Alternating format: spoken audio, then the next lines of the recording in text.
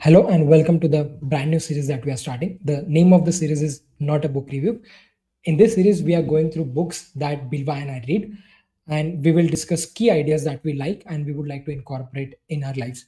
So, in this series, we are not going through what is exactly there in the book, that is for you to read and have your own experience through it, but we will discuss the key ideas that we like and we'll just share it with you.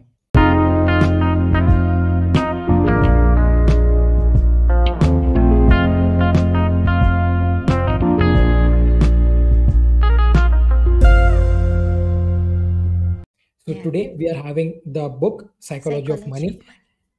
And as the name says, this is not a regular finance book. It does not talk about numbers. It does not talk about how you should invest. And it does not talk about what should be a portfolio allocation or what stock and how should we choose stocks. It is about you as a person, that how you should actually, like, how do you behave when it's about money. And Hmm. as the name says, it's about the psychology of the money.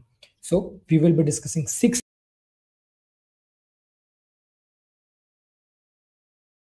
key ideas from this book that Bilva and I personally love.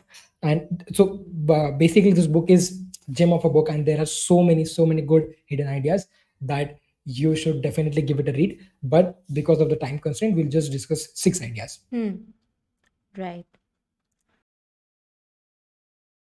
So we'll start with the first idea. Yep. Yeah. So the first idea which we liked was from the chapter No One's Crazy. Like that we all of us go through different experiences. For instance, take our parents and take us. Like our parents have gone through not so very what you say evolved information age. So all they could see and read about stock markets was through newspapers or news channels. And usually on news channels there are many negative events that has been portrayed, especially many scams that you have heard about as well, which happen in India. Like Harshad Mehta, uspe to like there were series made. So imagine the intensity that people went through at that time. And now we look at it, we are like, okay, this is how it went, this is how it could have turned out, this is how it turned out. So we have more access to information, and that's what makes us, the our generation, make it look at certain events very in a broader manner, in an analytical manner, which they couldn't. So for them, it's very much justified that they call it a gamble or a not so safe investment choice. And for us, we are just going bullish on crypto as well. So yeah, so let's, and then we have more points coming up. Mano, take the next one. Yeah. One thing that I want to add here is Yeah. that if you now don't judge your parents because they're having FDs, because at that time that was the right decision for them, because that was the safest option for them to save their money and keep their money. So now you can convince them that okay, stock market is not really a gamble, but don't just judge them because they have entirely different experiences than you. Right. The next point that we want to discuss is luck and risk, how luck and risk really plays out. And we really underestimate how much how lucky people are and how lucky people get, and then they become successful. So luck is really an important factor, and how much risk that we take in terms of uh, growing our wealth or doing anything in our career as well. The interesting story that has been discussed in the book was the story of Bill Gates. So he was among the lucky ones who had interest in computers, as well as he got access to the computers early in his life. That was his school was one of the first among the world to have computer, one of the first schools to have computer. So he got an early head start, and he could not have been a Bill Gates if he was not in that school. He and Right. his co-founder was not in that school. So luck really plays an important role. Same goes with the Warren Buffett. Warren Buffett had early exposure to stock market because his parents were involved. His dad was involved in stock market, and so he had early exposure. He could understand what how stock market works. We most of us may not have that privilege or that luck, but the key takeaway from this entire chapter is that you are dealt with a hand and you are given certain circumstances. You just have to go through it, and you just have to make best out of it. So but don't underestimate the power of luck and power of risk. Right. Okay. So the next point is from the chapter compounding. Now, most of us fail to understand compounding because our mind is not specifically made to understand exponential gains, and it's so difficult for us to understand that. Now I'll just state it, because what happens when the money is getting compounded, or anything for that matter is getting compounded, you see results in the later stages of the compounding. You don't see the results in early stages of the compounding. Right. So what happens is, when you start investing, you might not see significant change in your portfolio, or you might not see, say suppose you are learning a new skill. In first few days, in first few months, or in first few years, you might not see a significant change in your level of Right. skill or level of wealth. But the results come way later, and then the exponential curve start. And that exponential curve is that even if you add a little bit of more efforts to it, that the results are exponential. So one really good example discussed here is of two people. One is Warren Buffett and Jim Simmons. So Warren Buffett compounded his money approximately around 22 to 23% per annum CAGR. So, and he did it like where he started way early, and his net worth is around 84 billion at the time this book was written, 84 or 85 billion dollars. And Jim Simmons, he compounded his wealth at 66% per annum. Yeah. So 66% and 22%, it is 3x more than Warren Buffett. But James Simmons is only worth 21 billion. 21 billion, and Warren Buffett is worth 84 billion.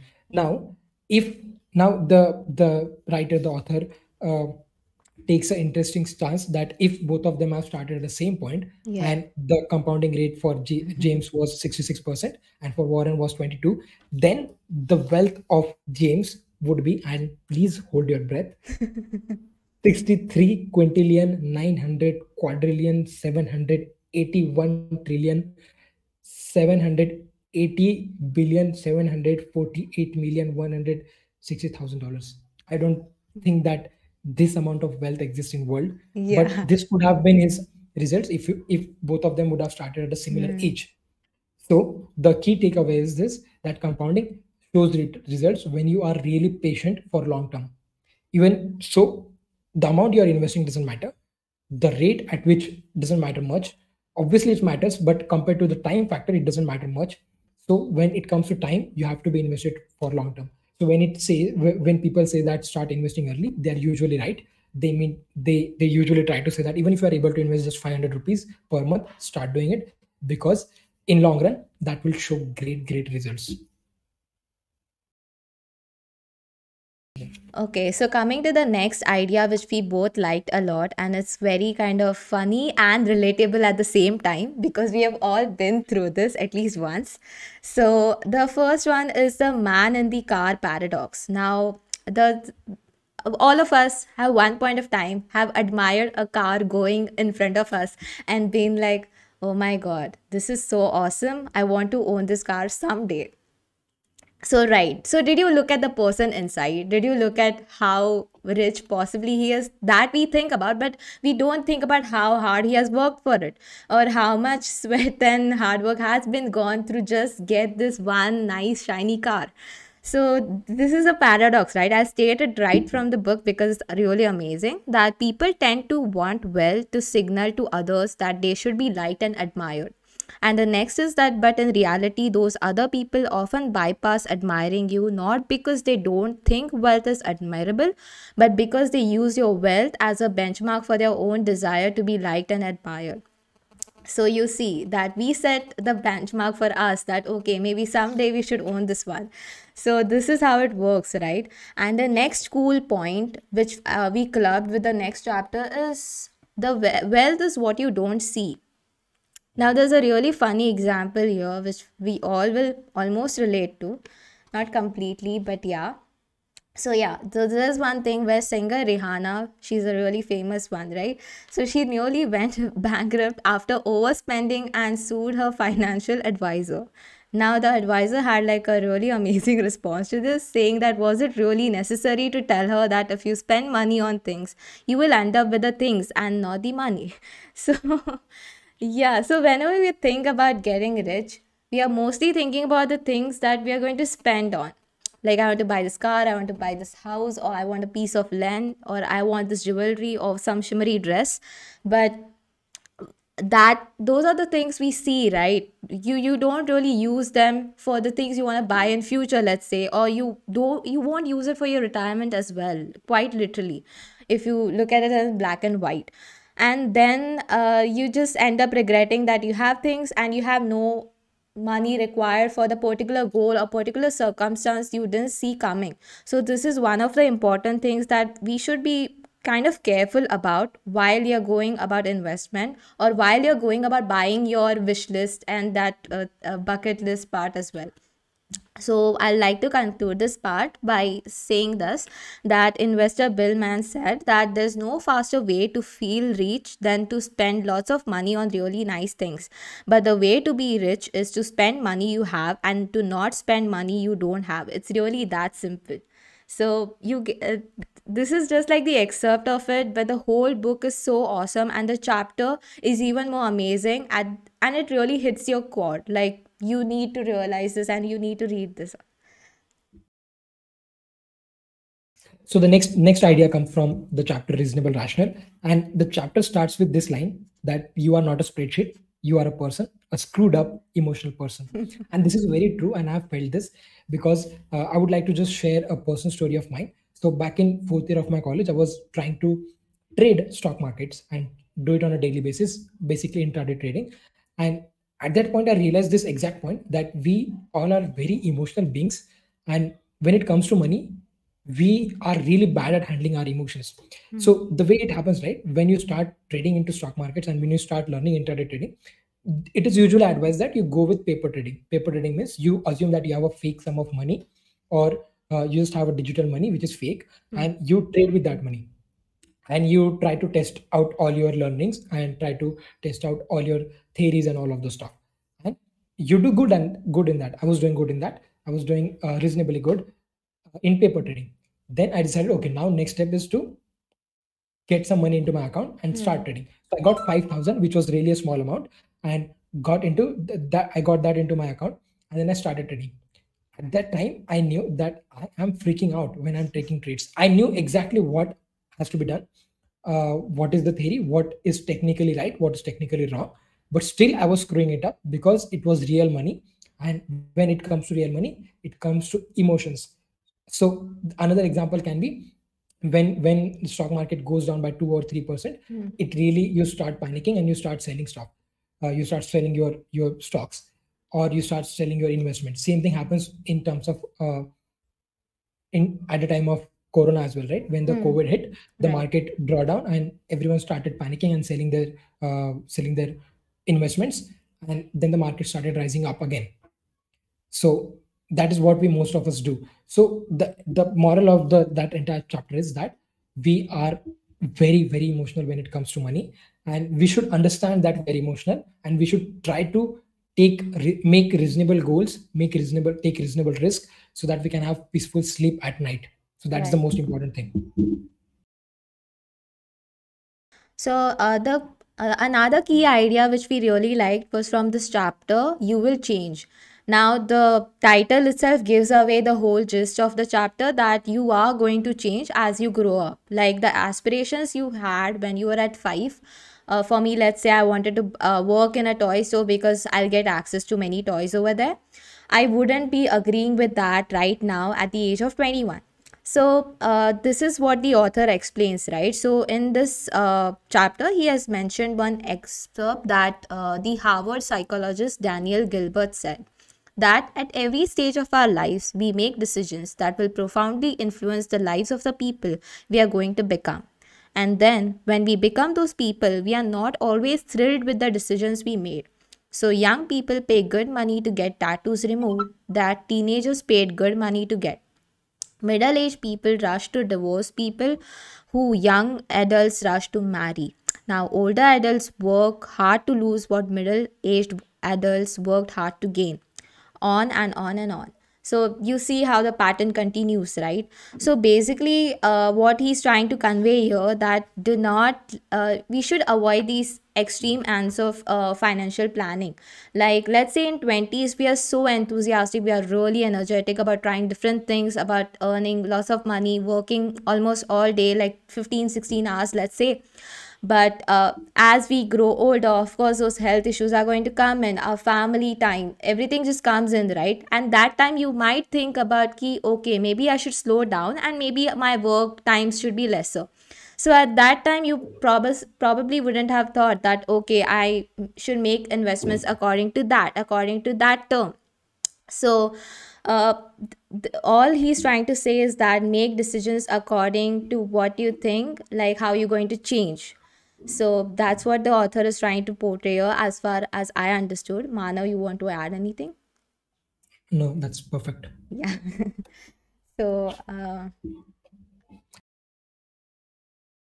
The next key idea comes from two chapters, basically surprise and room for error. So uh, the key idea behind the both of those chapters is that risk is what you don't know. We most of the time we assume that we know what we are doing and we know the risk and we know the rewards. Say suppose you are investing in particular instrument, say suppose stocks, and you know that the risk is that it might go down 10%, but the reward is that in longer run it might compound at 15%, say suppose. So you are actually benefiting. So you know that risk, but he says that that's not actually the risk. If you know it, it's not the risk. The risk is what you actually don't know. For example, COVID was one such risk that we never could have predicted, that the markets would go down by 40% or the investments, your entire portfolio would be wiped out by 50%, say suppose. So that is what the actual risk is, according to him. Things which you don't know is your actual risk. So what author tries to say, what Morgan Housel tries to say is that you should keep margin of safety or room for error in all your personal investment decisions. For example, the single career-wise room for error we don't have is that we just rely on single source of income, that is our salaries, and that becomes single point failure for all of us, most of us.